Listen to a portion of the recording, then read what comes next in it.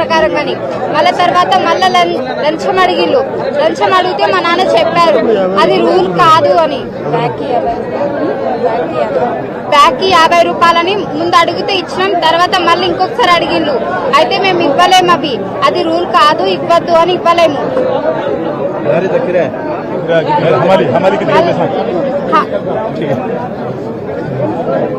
అందరికీ నమస్కారం.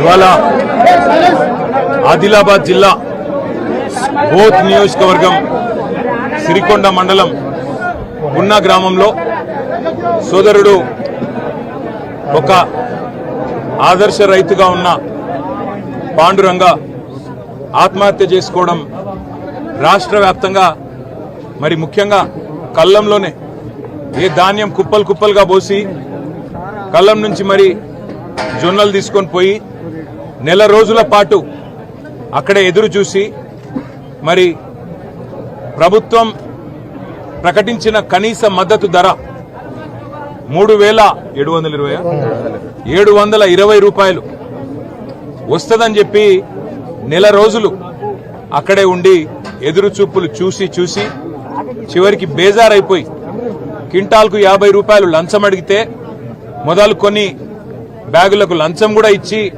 తొందరగా జోక్తారేమో, నా పైసలు నాకు వస్తాయేమో, నా 3 పిల్లలకు ఏమన్నా సాయం అవుతుందేమో అని చెప్పి కోషిష్ చేసి ఆఖరికి నెల రోజుల తర్వాత బేజారైపోయి మరి అక్కడనే విషం దాగి తన పంట కుప్ప మీదనే అక్కడనే సిరికొండ మార్కెట్ యార్డ్లో సోదరుడు పాండురంగ గారు చనిపోవడం జరిగింది. పాండురంగ గారు చనిపోయి ఇప్పటికి 3 రోజులు 5 రోజులు కానీ ఈ రోజు వరకు ఆ జొన్నల కుప్ప అక్కడనే ఉన్నది. ఇంతవరకు కొన్నవాడెవడు లేడు. అంటే ఇవాళ రాష్ట్రంలో పరిస్థితి ఎంత దయనీయంగా ఉందో పాండురంగ గారి కుమార్తె శిరీష ఒక రైతు బిడ్డగా మాకు వివరించి చెప్తుంటే మా కళ్ళల్లో కూడా నీళ్లు తిరిగినాయి. రైతు బాగుంటేనే రాజ్యం బాగుంటుందన్న ఉద్దేశంతో మరి ఒక రైతు బంధు లాంటి పథకం కేసీఆర్ గారు పెట్టినారు. ఇవాళ రైతు బంధు లేదు. 3 సార్లు ఎగ్గొట్టినారు రైతు బంధు. రాబందుల మాదిరిగా ఇవాళ రైతుల ప్రాణాలు తీస్తా ఉన్నారు. రైతులు పంట పండిస్తే కష్టపడి నువ్వు రైతు బంధు ఇయ్యకున్నా, కరెంటు చక్కగా ఇయ్యకున్నా, రైతుకు ఏ సాయం చేయకున్నా, ఆరుగాలం కష్టపడి పంట పండిస్తే మరి 3,720 రూపాయలని మద్దతు ధర అని చెప్పి డైలాగులు కొట్టి మీరు మేనిఫెస్టోలోనేమో మద్దతు ధర మీదికెళ్లి బోనస్ ఇస్తాం, ప్రతి పంటకు 500 బోనస్ ఇస్తాం, జొన్నలైతే 3,720 మీదికెళ్లి ఇంకో 500 ఇస్తాం, అంటే 4,200 ఇస్తామని చెప్పి కల్లబొల్లి మాటలు చెప్పి ఇవాళ మార్కెట్ల ప్రైవేట్ మార్కెట్ల 2,000 రూపాయలకు అమ్ముకునే దుస్థితి తెచ్చింది కాంగ్రెస్ ప్రభుత్వం. ఇలా పాండురంగ గారి కుటుంబాన్ని పరామర్శించడానికి ఇక్కడికి వస్తే వాళ్ళ భార్యను అడిగిన నేను, అమ్మ మీకు రుణమాఫీ అయిందా అని అడిగిన. మాకు రుణమాఫీ కాలేదు సార్, మాకు 1,00,000 మీద రుణం ఉండే, మాకు ₹1 మాఫ్ కాలే అని చెప్పినారు. రైతు బంధు పడ్డదా అని అడిగిన, పడలే.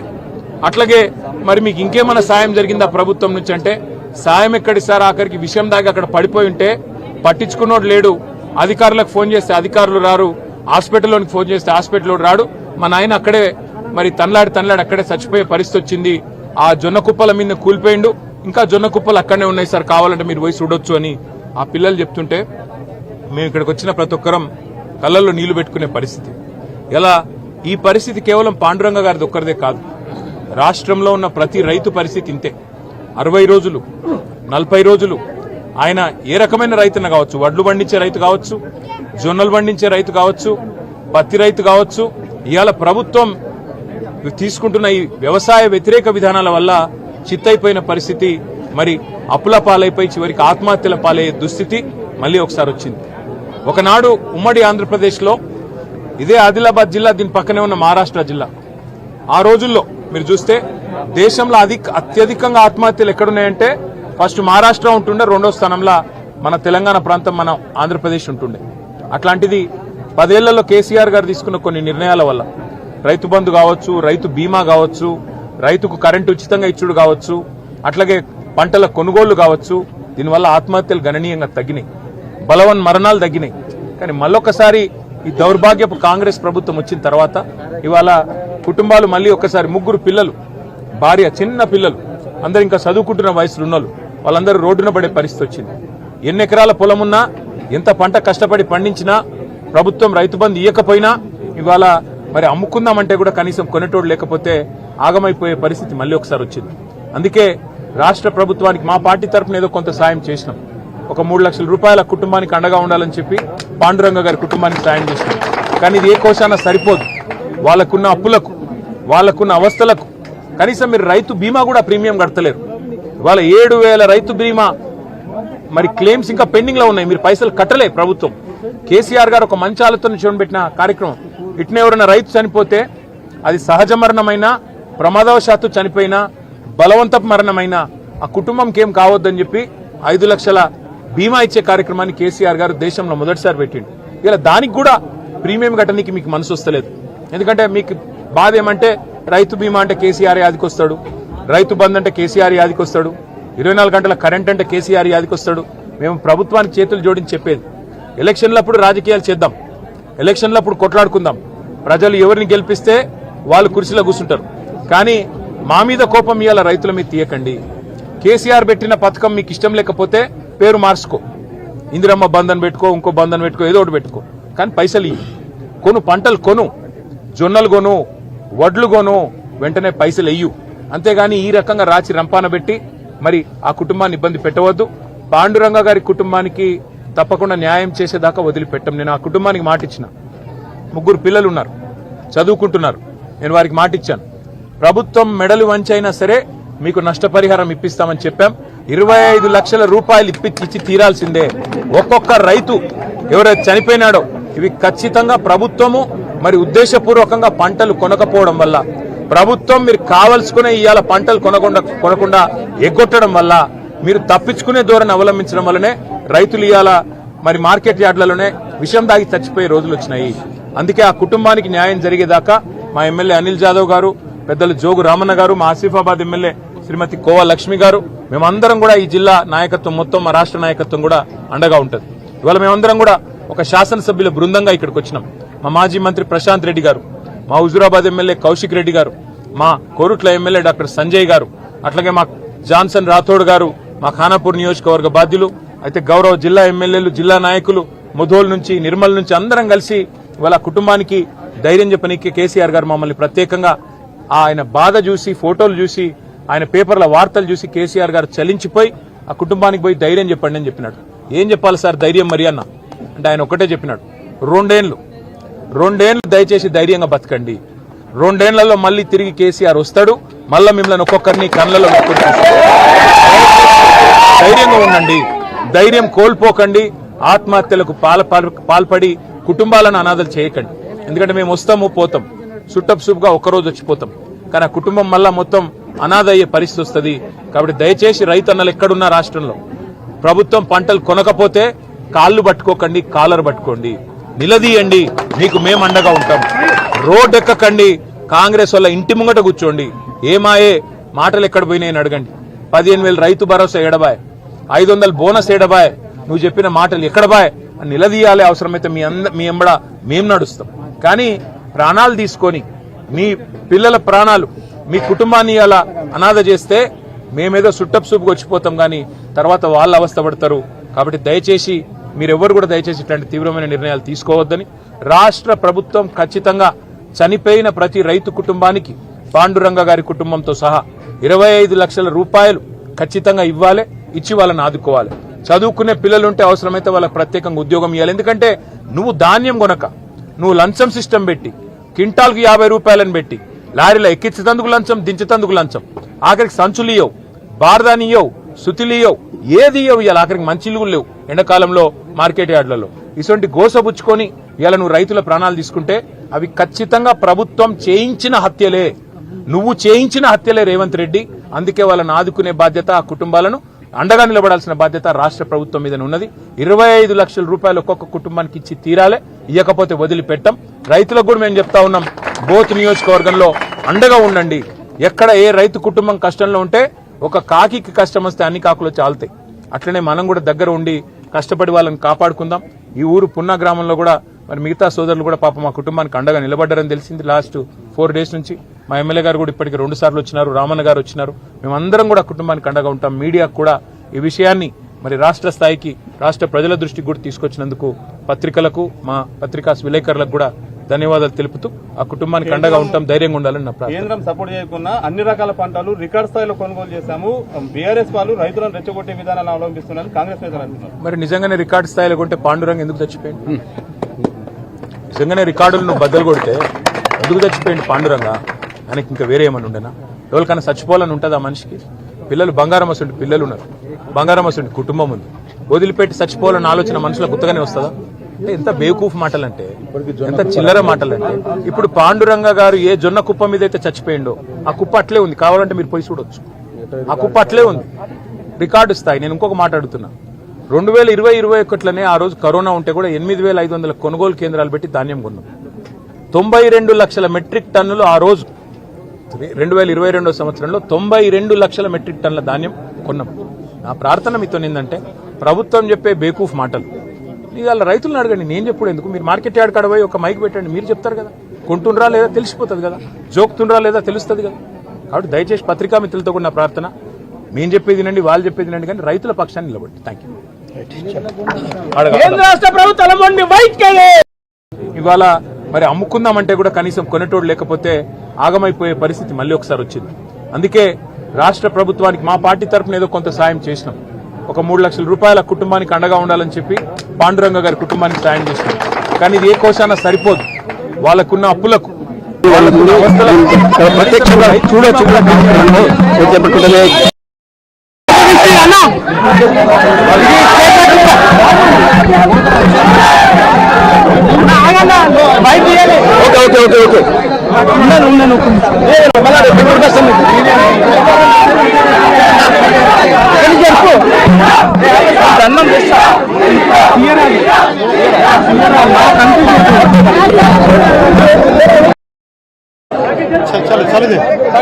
ఆ నెల రోజులు కూడా ఒక్క రోజులు కూడా మా నాన్న అన్ని ఫామ్స్ నింపిల్లు, ఏమేమైతే ఆ రూల్స్ అని ఉన్నాయి అవన్నీ రూల్స్ అన్ని పాటించి కూడా మా నాన్న చేసిన తర్వాత కూడా మన జొన్నలు తీసుకోలేరు.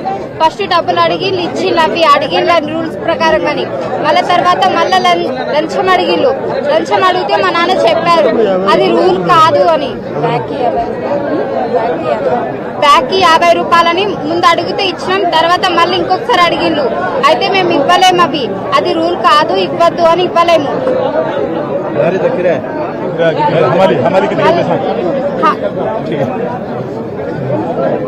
అందరికీ నమస్కారం. ఇవాళ ఆదిలాబాద్ జిల్లా బోత్ నియోజకవర్గం సిరికొండ మండలం గున్నా గ్రామంలో సోదరుడు ఒక ఆదర్శ రైతుగా ఉన్న పాండురంగ ఆత్మహత్య చేసుకోవడం రాష్ట్ర వ్యాప్తంగా, మరి ముఖ్యంగా కల్లంలోనే ఏ ధాన్యం కుప్పలు కుప్పలుగా పోసి కల్లం నుంచి మరి జొన్నలు తీసుకొని పోయి నెల రోజుల పాటు అక్కడే ఎదురు చూసి మరి ప్రభుత్వం ప్రకటించిన కనీస మద్దతు ధర 3,720 రూపాయలు వస్తుందని చెప్పి నెల రోజులు అక్కడే ఉండి ఎదురు చూపులు చూసి చూసి చివరికి బేజారైపోయి క్వింటాల్కు 50 రూపాయలు లంచం అడిగితే మొదలు కొన్ని బ్యాగులకు లంచం కూడా ఇచ్చి తొందరగా జోక్తారేమో, నా పైసలు నాకు వస్తాయేమో, నా 3 పిల్లలకు ఏమన్నా సాయం అవుతుందేమో అని చెప్పి కోషిష్ చేసి ఆఖరికి నెల రోజుల తర్వాత బేజారైపోయి మరి అక్కడనే విషం దాగి తన పంట కుప్ప మీదనే అక్కడనే సిరికొండ మార్కెట్ యార్డ్లో సోదరుడు పాండురంగ గారు చనిపోవడం జరిగింది. పాండురంగ గారు చనిపోయి ఇప్పటికి 3 రోజులు 5 రోజులు, కానీ ఈ రోజు వరకు ఆ జొన్నల కుప్ప అక్కడనే ఉన్నది. ఇంతవరకు కొన్నవాడెవడు లేడు. అంటే ఇవాళ రాష్ట్రంలో పరిస్థితి ఎంత దయనీయంగా ఉందో పాండురంగ గారి కుమార్తె శిరీష ఒక రైతు బిడ్డగా మాకు వివరించి చెప్తుంటే మా కళ్ళల్లో కూడా నీళ్లు తిరిగినాయి. రైతు బాగుంటేనే రాజ్యం బాగుంటుందన్న ఉద్దేశంతో మరి ఒక రైతు బంధు లాంటి పథకం కేసీఆర్ గారు పెట్టినారు. ఇవాళ రైతు బంధు లేదు, 3 సార్లు ఎగ్గొట్టినారు రైతు బంధు. రాబందుల మాదిరిగా ఇవాళ రైతుల ప్రాణాలు తీస్తా ఉన్నారు. రైతులు పంట పండిస్తే కష్టపడి నువ్వు రైతు బంధు ఇయ్యకున్నా కరెంటు చక్కగా ఇయ్యకున్నా, రైతుకు ఏ సాయం చేయకున్నా, ఆరుగాలం కష్టపడి పంట పండిస్తే మరి 3,720 రూపాయలని మద్దతు ధర అని చెప్పి డైలాగులు కొట్టి, మీరు మేనిఫెస్టోలలోనేమో మద్దతు ధర మీదికెళ్లి బోనస్ ఇస్తాం, ప్రతి పంటకు 500 బోనస్ ఇస్తాం, జొన్నలైతే 3,720 మీదికెళ్లి ఇంకో 500 ఇస్తాం, అంటే 4,200 ఇస్తామని చెప్పి కల్లబొల్లి మాటలు చెప్పి ఇవాళ మార్కెట్ల, ప్రైవేట్ మార్కెట్ల 2,000 రూపాయలకు అమ్ముకునే దుస్థితి తెచ్చింది కాంగ్రెస్ ప్రభుత్వం. ఇలా పాండురంగ గారి కుటుంబాన్ని పరామర్శించడానికి ఇక్కడికి వస్తే వాళ్ళ భార్యను అడిగిన నేను, అమ్మ మీకు రుణమాఫీ అయిందా అని అడిగిన. మాకు రుణమాఫీ కాలేదు సార్, మాకు 1,00,000 మీద రుణం ఉండే, మాకు ₹1 మాఫ్ కాలే అని చెప్పినారు. రైతు బంధు పడ్డదా అని అడిగిన, పడలే. అట్లాగే మరి మీకు ఇంకేమైనా సాయం జరిగిందా ప్రభుత్వం నుంచి అంటే, సాయం ఎక్కడి సార్, ఆఖరికి విషయం దాకా అక్కడ పడిపోయి ఉంటే పట్టించుకున్నోడు లేడు, అధికారులకు ఫోన్ చేస్తే అధికారులు రారు, హాస్పిటల్లోనికి ఫోన్ చేస్తే హాస్పిటల్లో రాడు, మా నాయన అక్కడే మరి తనలాడి అక్కడే చచ్చిపోయే పరిస్థితి వచ్చింది, ఆ జొన్న కుప్పల మీద కూలిపోయిండు, ఇంకా జొన్న కుప్పలు అక్కడనే ఉన్నాయి సార్, కావాలంటే మీరు పోయి చూడొచ్చు అని ఆ పిల్లలు చెప్తుంటే మేము ఇక్కడికి వచ్చిన ప్రతి ఒక్కరం కళ్ళల్లో నీళ్లు పెట్టుకునే పరిస్థితి. ఇలా ఈ పరిస్థితి కేవలం పాండురంగ గారిది ఒక్కరిదే కాదు, రాష్ట్రంలో ఉన్న ప్రతి రైతు పరిస్థితి ఇంతే. 60 రోజులు 40 రోజులు ఆయన ఏ రకమైన రైతున్న కావచ్చు, వడ్లు పండించే రైతు కావచ్చు, జొన్నలు పండించే రైతు కావచ్చు, పత్తి రైతు కావచ్చు, ఇవాళ ప్రభుత్వం తీసుకుంటున్న ఈ వ్యవసాయ వ్యతిరేక విధానాల వల్ల చిత్తైపోయిన పరిస్థితి, మరి అప్పుల పాలైపోయి చివరికి ఆత్మహత్యల పాలయ్యే దుస్థితి మళ్లీ ఒకసారి వచ్చింది. ఒకనాడు ఉమ్మడి ఆంధ్రప్రదేశ్లో ఇదే ఆదిలాబాద్ జిల్లా, దీని పక్కనే ఉన్న మహారాష్ట్ర జిల్లా, ఆ రోజుల్లో మీరు చూస్తే దేశంలో అత్యధికంగా ఆత్మహత్యలు ఎక్కడున్నాయంటే ఫస్ట్ మహారాష్ట్ర ఉంటుండే, 2వ స్థానంలో మన తెలంగాణ ప్రాంతం, మన ఆంధ్రప్రదేశ్ ఉంటుండే. అట్లాంటిది 10 ఏళ్లలో కేసీఆర్ గారు తీసుకున్న కొన్ని నిర్ణయాల వల్ల, రైతు బంధు కావచ్చు, రైతు బీమా కావచ్చు, రైతుకు కరెంటు ఉచితంగా ఇచ్చుడు కావచ్చు, అట్లాగే పంటల కొనుగోళ్లు కావచ్చు, దీనివల్ల ఆత్మహత్యలు గణనీయంగా తగ్గినాయి, బలవన్ మరణాలు తగ్గినాయి. కానీ మళ్ళొక్కసారి ఈ దౌర్భాగ్యపు కాంగ్రెస్ ప్రభుత్వం వచ్చిన తర్వాత ఇవాళ కుటుంబాలు మళ్ళీ ఒక్కసారి 3 పిల్లలు, భార్య, చిన్న పిల్లలు, అందరు ఇంకా చదువుకుంటున్న వయసులో ఉన్నోళ్ళు, వాళ్ళందరూ రోడ్డున పడే పరిస్థితి వచ్చింది. ఎన్ని ఎకరాల పొలం ఉన్నా, ఎంత పంట కష్టపడి పండించినా, ప్రభుత్వం రైతు బంధు ఇవ్వకపోయినా ఇవాళ మరి అమ్ముకుందామంటే కూడా కనీసం కొనేటోడు లేకపోతే ఆగమైపోయే పరిస్థితి మళ్ళీ ఒకసారి వచ్చింది. అందుకే రాష్ట్ర ప్రభుత్వానికి మా పార్టీ తరఫున ఏదో కొంత సాయం చేసినాం. ఒక 3 లక్షల రూపాయల కుటుంబానికి అండగా ఉండాలని చెప్పి పాండురంగ గారి కుటుంబానికి సాయం చేసినాం. కానీ ఇది ఏ కోశాన సరిపోదు. వాళ్ళకున్న అప్పులకు, వాళ్ళకున్న అవస్థలకు కనీసం మీరు రైతు బీమా కూడా ప్రీమియం కడతలేరు. వాళ్ళ 7,000 రైతు బీమా మరి క్లెయిమ్స్ ఇంకా పెండింగ్ లో ఉన్నాయి, మీరు పైసలు కట్టలే ప్రభుత్వం. కేసీఆర్ గారు ఒక మంచి ఆలోచన చూడబెట్టిన కార్యక్రమం, ఇట్నే ఎవరైనా రైతు చనిపోతే అది సహజ మరణమైనా, ప్రమాదవశాత్తు చనిపోయినా, బలవంతపు మరణమైనా ఆ కుటుంబంకి ఏం కావద్దని చెప్పి 5 లక్షల బీమా ఇచ్చే కార్యక్రమాన్ని కేసీఆర్ గారు దేశంలో మొదటిసారి పెట్టిండు. ఇలా దానికి కూడా ప్రీమియం కట్టడానికి మీకు మనసు వస్తలేదు. ఎందుకంటే మీకు బాధ ఏమంటే రైతు బీమా అంటే కేసీఆర్ యాదికి వస్తాడు, రైతు బంధు అంటే కేసీఆర్ యాదికి వస్తాడు, 24 గంటల కరెంట్ అంటే కేసీఆర్ యాదికి వస్తాడు. మేము ప్రభుత్వానికి చేతులు జోడించి చెప్పేది, ఎలక్షన్లప్పుడు రాజకీయాలు చేద్దాం, ఎలక్షన్లప్పుడు కొట్లాడుకుందాం, ప్రజలు ఎవరిని గెలిపిస్తే వాళ్ళు కుర్చీలో కూర్చుంటారు, కానీ మా మీద కోపం ఇవాళ రైతుల మీద తీయకండి. కేసీఆర్ పెట్టిన పథకం మీకు ఇష్టం లేకపోతే పేరు మార్చుకో, ఇందిరమ్మ బంధన్ పెట్టుకో, ఇంకో బంధన్ పెట్టుకో, ఏదో ఒకటి పెట్టుకో, కానీ పైసలు ఇవ్వు, కొను, పంటలు కొను, జొన్నలు కొను, వడ్లు కొను, వెంటనే పైసలు వెయ్యు. అంతేగాని ఈ రకంగా రాచి రంపాన పెట్టి మరి ఆ కుటుంబాన్ని ఇబ్బంది పెట్టవద్దు. పాండురంగ గారి కుటుంబానికి తప్పకుండా న్యాయం చేసేదాకా వదిలిపెట్టం. నేను ఆ కుటుంబానికి మాట ఇచ్చిన, 3 పిల్లలు ఉన్నారు, చదువుకుంటున్నారు, నేను వారికి మాట ఇచ్చాను, ప్రభుత్వం మెడలు వంచైనా సరే మీకు నష్టపరిహారం ఇప్పిస్తామని చెప్పాం. 25 లక్షల రూపాయలు ఇచ్చి తీరాల్సిందే.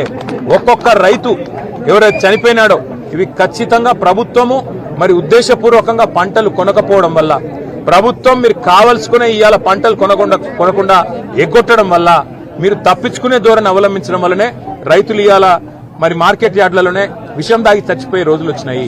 అందుకే ఆ కుటుంబానికి న్యాయం జరిగేదాకా మా ఎమ్మెల్యే అనిల్ జాదవ్ గారు, పెద్దలు జోగు రామన్న గారు, మా ఆసిఫాబాద్ ఎమ్మెల్యే శ్రీమతి కోవా లక్ష్మి గారు, మేమందరం కూడా ఈ జిల్లా నాయకత్వం మొత్తం, మా రాష్ట్ర నాయకత్వం కూడా అండగా ఉంటుంది. ఇవాళ మేమందరం కూడా ఒక శాసనసభ్యుల బృందంగా ఇక్కడికి వచ్చినాం.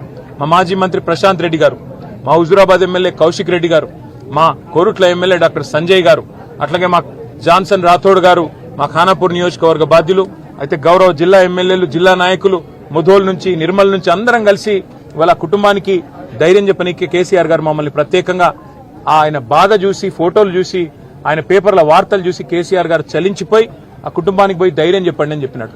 ఏం చెప్పాలి సార్ ధైర్యం మరి అన్న అంటే ఆయన ఒకటే చెప్పినాడు, రెండేళ్లు దయచేసి ధైర్యంగా బతకండి, 2 ఏళ్లలో మళ్ళీ తిరిగి కేసీఆర్ వస్తాడు, మళ్ళా మిమ్మల్ని ఒక్కొక్కరిని కళ్ళలో ధైర్యంగా ఉండండి, ధైర్యం కోల్పోకండి, ఆత్మహత్యలకు పాల్పడి కుటుంబాలను అనాథలు చేయకండి. ఎందుకంటే మేము వస్తాము పోతాం, సుట్టపుసుపుగా ఒక్కరోజు వచ్చిపోతాం, కానీ ఆ కుటుంబం మళ్ళా మొత్తం అనాథ అయ్యే పరిస్థితి వస్తుంది. కాబట్టి దయచేసి రైతన్నలు ఎక్కడున్నా రాష్ట్రంలో ప్రభుత్వం పంటలు కొనకపోతే కాళ్ళు పట్టుకోకండి, కాలర్ పట్టుకోండి, నిలదీయండి, మీకు మేము అండగా ఉంటాం. రోడ్డు ఎక్కకండి, కాంగ్రెస్ వల్ల ఇంటి ముంగట కూర్చోండి, ఏమాయే మాటలు ఎక్కడ పోయినాయని అడగండి. 15,000 రైతు భరోసా ఏడబాయ్, 500 బోనస్ ఏడబాయ్, నువ్వు చెప్పిన మాటలు ఎక్కడబాయ్ అని నిలదీయాలి. అవసరమైతే మీ ఎంబడ మేము నడుస్తాం. కానీ ప్రాణాలు తీసుకొని మీ పిల్లల ప్రాణాలు మీ కుటుంబాన్ని అలా అనాథ చేస్తే మేమేదో సుట్టపుసూపుగా వచ్చిపోతాం, కానీ తర్వాత వాళ్ళు అవస్థ పడతారు. కాబట్టి దయచేసి మీరెవ్వరు కూడా దయచేసి ఇట్లాంటి తీవ్రమైన నిర్ణయాలు తీసుకోవద్దని, రాష్ట్ర ప్రభుత్వం ఖచ్చితంగా చనిపోయిన ప్రతి రైతు కుటుంబానికి పాండురంగ గారి కుటుంబంతో సహా 25 లక్షల రూపాయలు ఖచ్చితంగా ఇవ్వాలి, ఇచ్చి వాళ్ళని ఆదుకోవాలి. చదువుకునే పిల్లలుంటే అవసరమైతే వాళ్ళకి ప్రత్యేకంగా ఉద్యోగం ఇవ్వాలి. ఎందుకంటే నువ్వు ధాన్యం కొనక, నువ్వు లంచం సిస్టమ్ పెట్టి క్వింటాల్కి 50 రూపాయలను పెట్టి లారీలో ఎక్కించేందుకు లంచం, దించేందుకు లంచం, ఆఖరికి సంచులు ఇయ్యవు, బార్దాని ఇయ్యవు, సుతిలు ఇయ్యవు, ఏది ఇయ్యవు. ఇవాళ ఆఖరికి మంచి ఇల్లు లేవు ఎండాకాలంలో మార్కెట్ యార్డులలో. ఇటువంటి గోసబుచ్చుకొని ఇలా నువ్వు రైతుల ప్రాణాలు తీసుకుంటే అవి ఖచ్చితంగా ప్రభుత్వం చేయించిన హత్యలే, నువ్వు చేయించిన హత్యలే రేవంత్ రెడ్డి. అందుకే వాళ్ళని ఆదుకునే బాధ్యత, ఆ కుటుంబాలను అండగా నిలబడాల్సిన బాధ్యత రాష్ట్ర ప్రభుత్వం మీద ఉన్నది. 25 లక్షల రూపాయలు ఒక్కొక్క కుటుంబానికి ఇచ్చి తీరాలే, ఇవ్వకపోతే వదిలిపెట్టాం. రైతులకు కూడా మేము చెప్తా ఉన్నాం, బోత్ నియోజకవర్గంలో అండగా ఉండండి. ఎక్కడ ఏ రైతు కుటుంబం కష్టంలో ఉంటే ఒక కాకి కష్టం వస్తే అన్ని కాకులు చాలుతాయి. అట్లనే మనం కూడా దగ్గర ఉండి కష్టపడి వాళ్ళని కాపాడుకుందాం.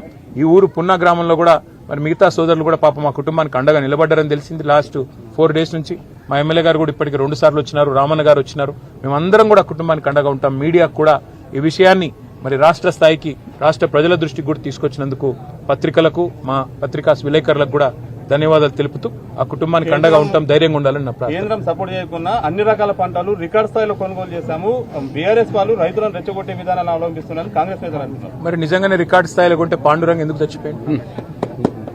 నిజంగానే రికార్డులు నువ్వు బద్దలు కొడితే ఎందుకు చచ్చిపోయింది పాండురంగ?